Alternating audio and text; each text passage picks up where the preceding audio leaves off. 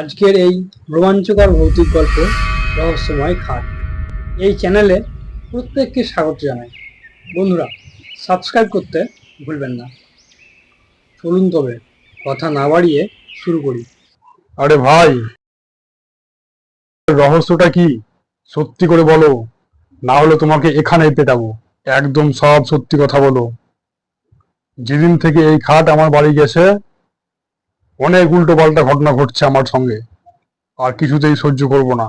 শ্যাম নামের এক 24 বছর বয়সী যুবক কলকাতার এক বড় কোম্পানিতে চাকরি করে। কোচবিহার থেকে নেমে কিছু দূরে এক গ্রামে তার বাড়ি।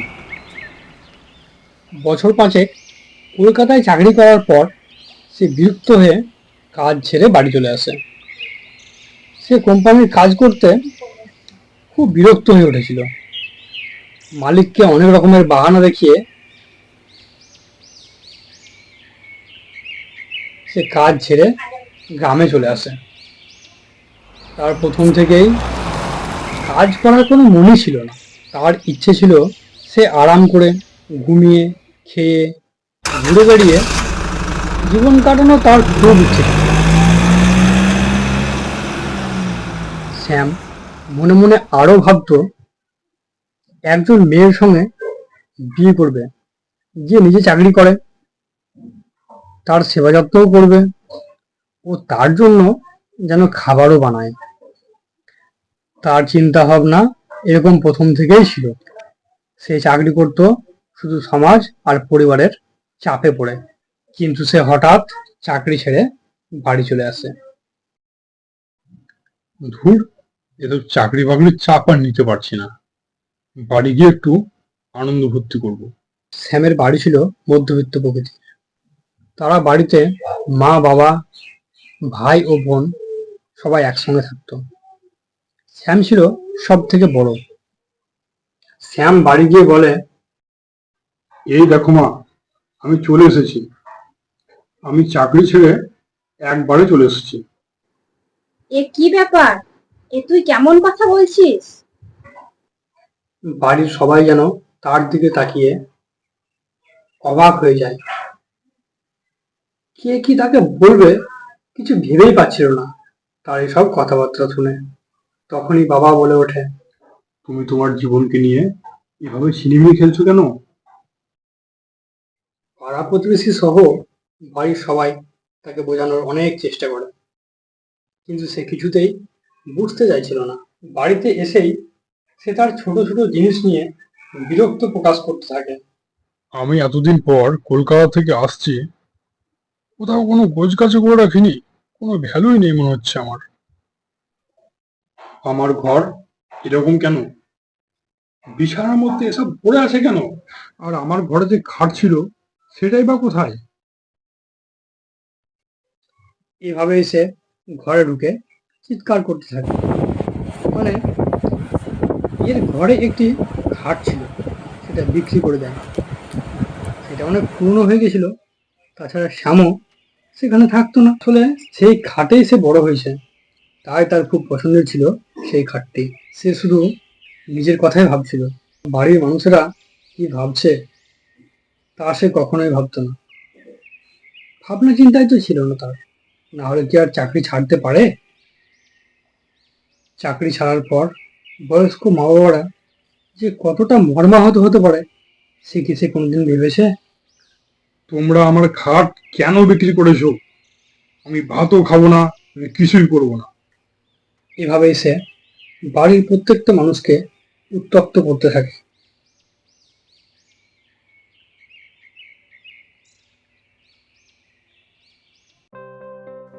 সে পরের দিন সকালে উঠেই দোকান দোকানে ঘুরতে থাকে, কিন্তু অনেক দোকান ঘোরার পর 20-30 হাজার টাকার নিচে কোনো ভালো খাট সে আর পায় না। সে কলকাতায় কাজ করলেও টাকা পয়সা ওড়াতো খুব, কোনো সেভিংস টাকাও তার ছিল না।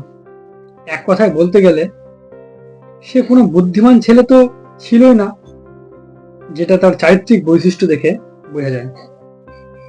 তার কাছে এই টাকাও ছিল না যে সে 20-60 টাকা দিয়ে একটি খাট সে কিনতে পারে। সে ঘুরে বাড়ি চলে আসে। বাড়ি গিয়েই বা কি করবো? টাকাও তো চাইতে পারবো না বাবা বাবার কাছে। বাড়ি আসার পর থেকে এভাবে খাট খাট করে না খেয়ে না দিয়ে পুরো বাড়িকে মাথায় তুলে রেখেছে। শেষমেশ এক চায়ের দোকানে চাওয়ালা তাকে বলল, আগে মশাই, আপনাকে ওই খাটের দোকানে দেখলাম, তা আপনার ওই খাট পছন্দ হলো? হ্যাঁ দেখলাম, দাম দরে হচ্ছে না। আপনার বাজেট কত? তোমার কাছে খাট আছে নাকি? তা দেখাও, দেখাবে তবেই না দাম বলবো। চলুন তবে খাটটা দেখে আসবেন, যদি পছন্দ হয় তো নেবেন।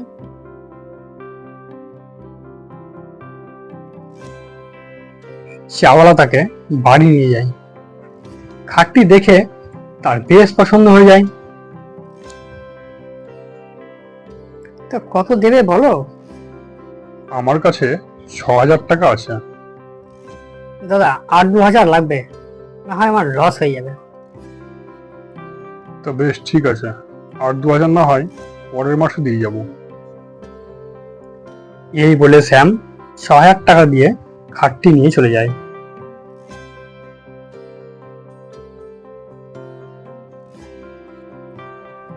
তারপর সে তার ঘরে খাটটি লাগিয়ে দেয়। সে এমন খুশি ছিল যেন মনে হচ্ছে কোনো রাজকাজ করে এসছে। তারপর সে পেট ভরে খেয়ে রাত হলে সেই খাটে শুয়ে পড়ে। কিছুক্ষণ পর তার ঘুম চলে আসে। তারপর সে স্বপ্ন দেখতে থাকে, সে যেন কোনো পাহাড়ের উপরে শুয়ে আছে, একদম ধারে, আর তাকে যেন কেউ ধাক্কা মারছে। মনে হচ্ছে কেউ যেন তাকে পাহাড় থেকে ঠেলে ফেলে দিচ্ছে নিচের সেই অতল খাদে। মা বাঁচাও! শ্যাম মা বলে চিৎকার করে ওঠে। তার মা পাশের ঘর থেকে দৌড়ে বের হয়ে আসে। কি হলো? এত জোরে চিৎকার করছিস কেন রাত্রেবেলা? আমি তো খাটেই ঘুমিয়েছিলাম, কিন্তু মনে হচ্ছে যেন কেউ পাহাড় থেকে আমাকে ঠেলে ফেলে দিচ্ছে। এ ধরনের স্বপ্ন কখনো কখনো চলে আসে, তুমি ঘুমিয়ে যাও। তারপর সে ঘুমিয়ে পড়ে।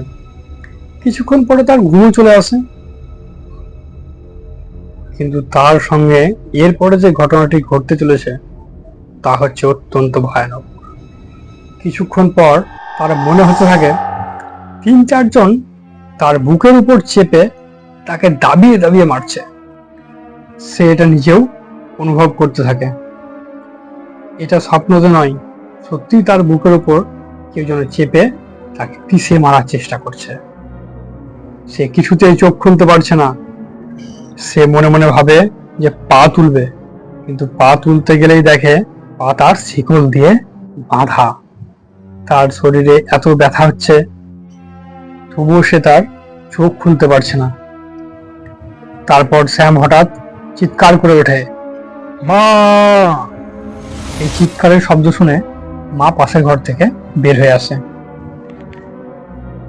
আবার কি হলো? এত জোরে চিৎকার করছিস?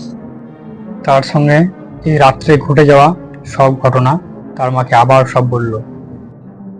সত্যি আমি কিছুই বুঝতে পারছি না, আমার সঙ্গে এরকম কেন হচ্ছে।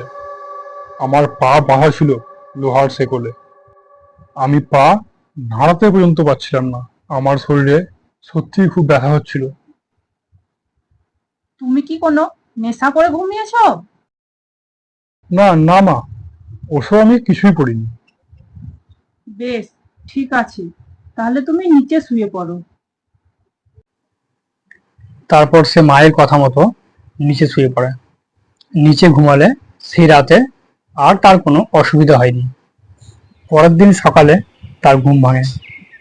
এভাবেই সারাদিন কাটিয়ে আবার রাত্রেবেলা সে ওই খাটে ঘুমোতে যায়। কিছুক্ষণ পর ঘুম আসলেই আবার সেই ভয়ানক স্বপ্ন চলে আসে, কিন্তু এবার আরো ভয়ঙ্কর।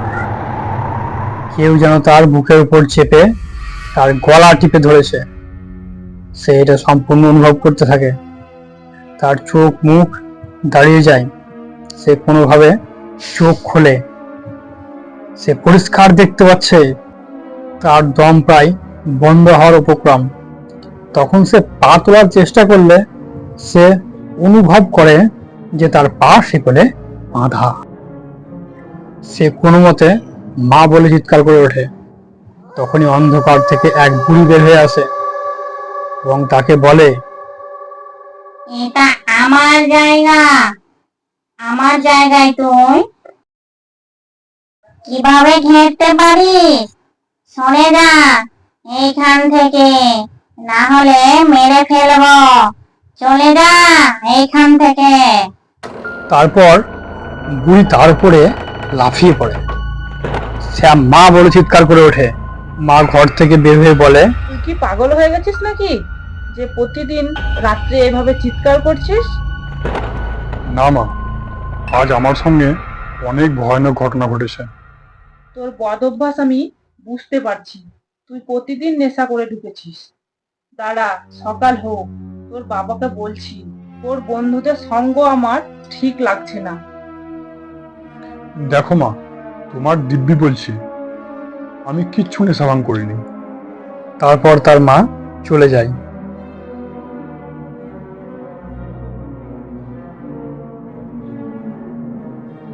শ্যাম মনে মনে ভাবতে থাকে, আমি তো অনেক ভৌতিক সিরিয়ালে দেখেছি, অনেক সেকেন্ড হ্যান্ড জিনিস ব্যবহার করলে বা কিনলে অনেক লোকের সঙ্গেই কিন্তু এ ধরনের ঘটনা ঘটেছে। আমার মনে হয় আমার সঙ্গেও এই ধরনের ঘটনা ঘটছে।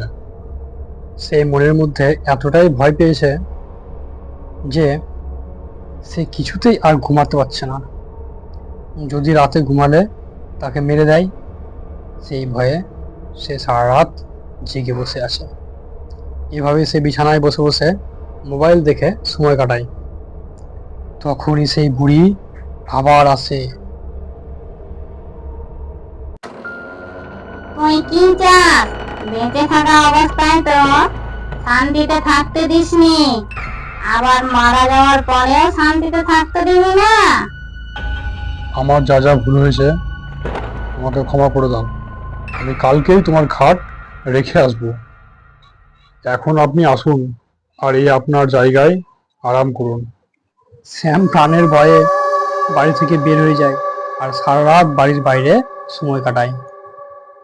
সকাল 7টা বাজতে না বাজতেই সে টোটোতে করে আবার খাটটি নিয়ে যায় চাওয়ালার কাছে।